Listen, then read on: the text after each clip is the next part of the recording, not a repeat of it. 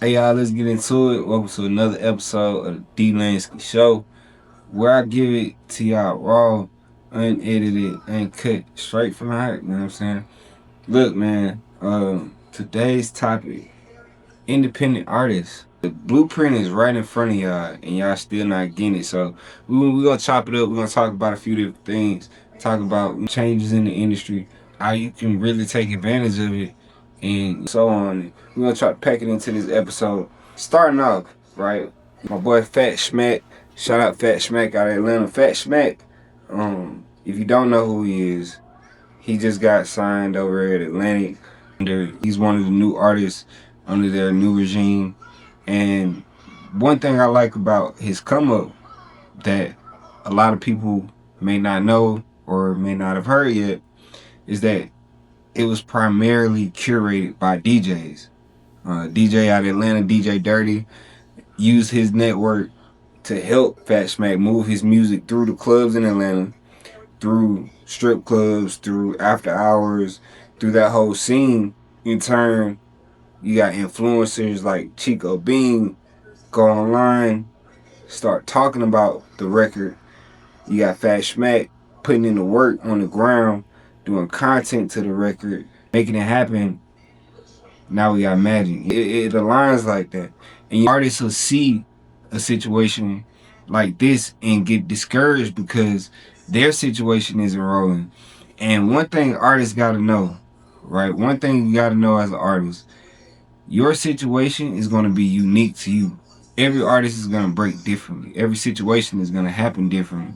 So anybody that tell you, hey, I got a foolproof plan on how you gonna blow up because I used it on this artist, and no, they wrong for telling you that. I'm telling you right now, they wrong as hell for selling you that dream because in actuality, it's not gonna fit like a glove. You know what I'm saying? I can give you a manual on how to do it, but the way you do it is gonna determine your outcome.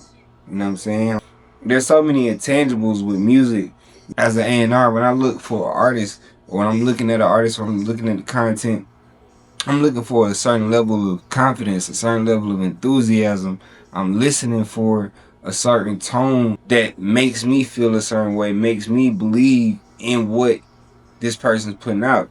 You check out what's happening in the underground scene, and if you're into underground hip hop, underground rap, you can check out platforms like Underground Sound, and they'll put it in front of you. And if you don't know, there's artists who you probably never heard of, but have created their own worlds within their fan base and within their niche. Meaning their fans are coming to them expecting a certain thing and really enjoying it at a high level. And by the time it comes to the mainstream, now we think there's something that got planted, but in actuality, this was something that was rooted. It was something that was developed. And some of these artists are label driven, but a lot of these artists are coming out of just the internet, out of the internet hustle, coming out of watching years and years and learning from artists like Juice WRLD, learning from artists like Travis Scott, learning from all these different types of artists who eventually become an example of what to be and how to be. I think artists get lost because they blame their lack of creativity or what have you on lack of resources. And at the end of the day, it don't take a lot of money to be creative. You feel me? Like you can shoot a hell of a video on an iPhone. You just need to create a concept. You just need to sit down, put a treatment together, figure out where you're gonna shoot it, take the time to edit the video. You have to take time. It takes patience. You know what I'm saying? It takes persistence. It takes knowing what you're trying to do, being intentional. A lot of artists want to just run and gun videos. A lot of artists in hip hop want to just do one take videos and one run and gun videos. And it's like, it's cool, right? But if you're not world building, if you're not branding, if you're not marketing, if you're not doing these things, you're really wasting your shot when you're putting these records out at the end of the day. Because a lot of people put these records out just to do it. You go and perform your records at clubs just to do it. Y'all are artists right now are performing for other artists. Why are artists trying to impress other artists? I can't fathom or understand Why would an artist feel like they need to impress another artist? That doesn't get you fans. Doing a song with this guy doesn't get you more fans, and it doesn't even get you their fans. You know what I'm saying? Even if you're an artist, you got the budget to pay for features, right? You got to intentionally find who you need to do features with. Otherwise, you're just spending money and not getting no real result out of what you're trying to put together. You understand? Even with collaborations, you have to be intentional with collaborations, because if you're just doing wild songs and you got people putting you on covers looking AI, they ain't even got your logo, your branding off, that stuff matters. It matters whether you know it or not. And all of your favorite artists, all of the people that you love, all of the people that you see on your timeline and you stop, you pay attention, they all have the same things. They're consistent. You know what I'm saying? They know what they're putting out in their brand. They know their messaging. You know what I'm saying? They're clear in their messaging. They're intentional. You know what I mean? For artists, there's a list of qualifiers, right? Talent is just a qualifier. Talent isn't the reason that people are going to stop and pay attention to you. There's a lot of talented people. So you have to be eye-catching. You have to be creative. You have to be confident. You have to have all of these intangibles for you to stand out amongst the other talented people. There's a world full of talented people. We all have special talents of our own, each of us. So talent alone is not enough. We remember your branding. We remember the Yankees for them blue and white hats. We know Timberlands for those brown boots with the leather rim. We know certain things for what it is. You go to McDonald's, there's a yellow wrapper around your burger. Certain things don't change. You know what I'm saying? They like, now I think they do the white wrappers and add colors, but back in the G, it was the yellow wrapper. You know what I'm saying? Or one thing that hasn't changed at McDonald's is the red fry box. When you order some fries, you get that red box. So what are your fans? What is your red box to your fans? You have to figure this out. You have to figure out how are you going to set yourself apart in the market from everything else. You know what I mean? And it's not something that just comes overnight. I believe it's something that comes over time.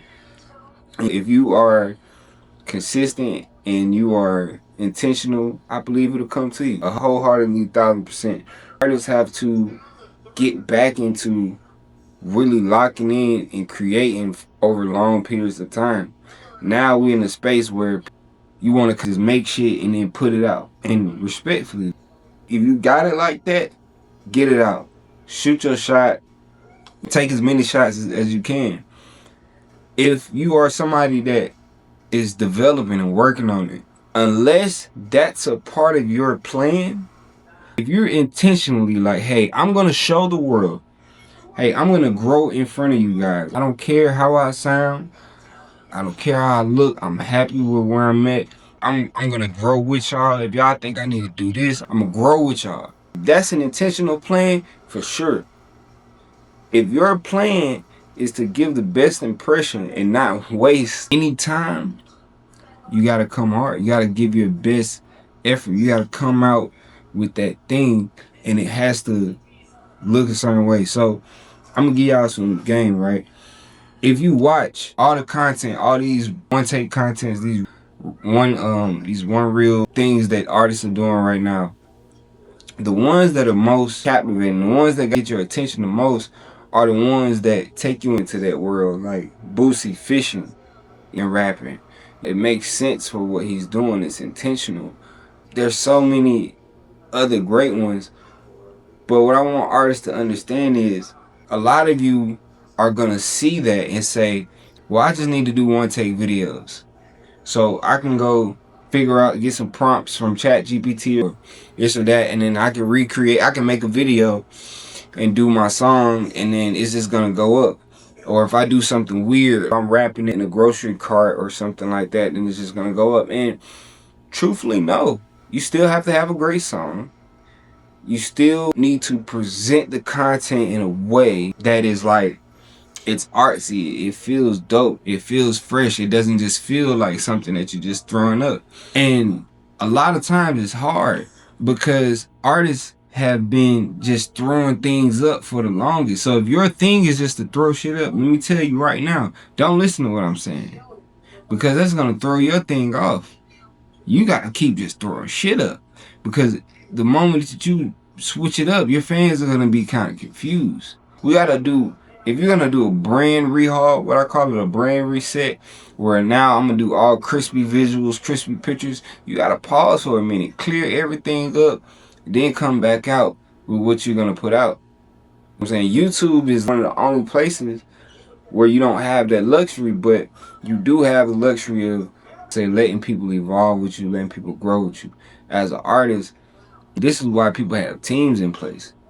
Because artists, this is so much for y'all to think about. These are so many different things that y'all gotta worry about. Your look, how you sound. Listen, you want to just create. You want to be able to just go give your best efforts. You want to put your mind and your focus on certain energies and certain things, and that's overstood. So getting a team in place around you, or putting a team in place around you, putting people around you that you can trust, that you can give your vision, that can help you bring your vision to life is going to be important. And you have to be intentional about these things. You know what I'm saying? We're no longer in a space where people can control whether or not you become who you want to become. So with that being said, with the freedom and the range that you have, you really have to give it your best because you have to know how many more people have the access to this thing. So according to Chartmetric, there's 13 million artists putting out music. So the chances of you putting out music in this market and being seen are very slim unless you're being great, unless you're being intentional, unless you're being focused, unless you have clear messaging. Like, branding is so important. Marketing is so important. And if you don't do those two things, if you don't have just the minimum, branding and marketing, you're putting yourself behind the ball. Like, I'm just performing music. I'm just doing musical performances. After a while, the audience just kind of like done with this show. Because you're not giving us something. You're not giving us a story. You're not giving us dialogue. You're not giving us purpose. You like want to feel a part of something. So, you know, if you're performing your clips, like, it needs to lead to something. Like, if you're a 15-year-old kid, like, the raps before school and after school with the blitz and the gun, whatever. Alright, that's hard. We're going to keep seeing you do that. And we're going to keep seeing you elevate. So you're going to start with the white tee. Then you might have the little baby nine. And you put the stick in there. And then you have, like, you got to progress.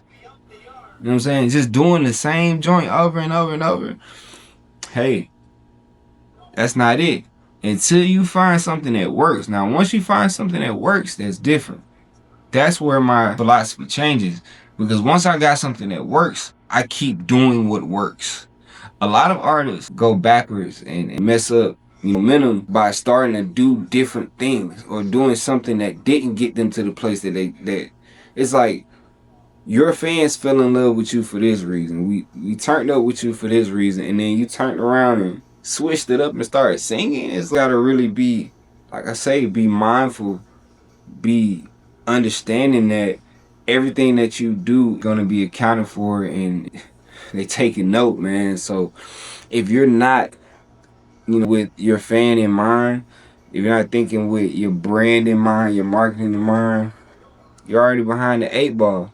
You know what I mean? A lot of artists, they kind of naturally live and breathe this situation, man. So it's a little easier for some artists, you feel what I'm saying, to really go up, like I say, because they put their teams in place. You got great managers, you got great assistants, you got publicists, you got different things in place. When you go and sign with a label, they putting all this in place for you. They charging you, but they putting all this in place for you. Now, when you independent, you paying for it. And I think that's a part of the reason a lot of independent artists drop the ball and are behind the curve, because they don't take the time to hire a proper team. So my message to independent artists, the game I leave with you for today, 3 things. Make sure your branding is on point. This is what we're doing this year and going forward. We are focusing on branding. All right. Once we get the branding on point, then we do the marketing. Once we get our marketing on point, the rest of the shit will start to make sense as you go. And the third thing I want you to do is connect with a DJ. Hear what I'm saying? Find a local DJ in your area. Build a relationship with that DJ. Start to share music with that DJ back and forth. Share ideas with that DJ back and forth. Again, find somebody for you. Don't go try to find the biggest DJ in the city. It's gonna be somebody that just started DJing, just like you just started making music. Find that person. Lock in with that person. Make it make sense with them. Once you have that person in place, once you are doing those three things, like I said, marketing and networking with the DJ in particular, you're going to start to make noise wherever you are. I guarantee it. I want y'all to do a 30-day challenge. Work on your branding. Figure out how you going to look, how you going to sound, how you going to feel to the people. If you need more on branding, there's great books on branding. Look them up. 2, marketing. How are you going to get this music out? What channels are you going to use? Are you going to use social media? How are you going to do your music videos? How are you going to do your promotions? This is all marketing. You need a marketing plan. Make a plan for yourself so that you have direction on where you're going. And the network key of the day is the DJ. Gotta give it to the DJ. This is not, if you're a new artist, finding the DJ coalition isn't it. Alright, you need to grow a little bit, get some reps under you, fill out a couple different people before you lock in with a coalition and start to try to work a song, as we would say. First thing you need to do, find a DJ that fuck with you, believe in you, lock in with that DJ, build something incredible. Alright? Look, I think that's gonna be it for today. We're gonna wrap it up, man. It's been another episode of the D Lansky Show. Look, if you like what you saw, man, like, share. You know what it is. D Lansky. Let's get it.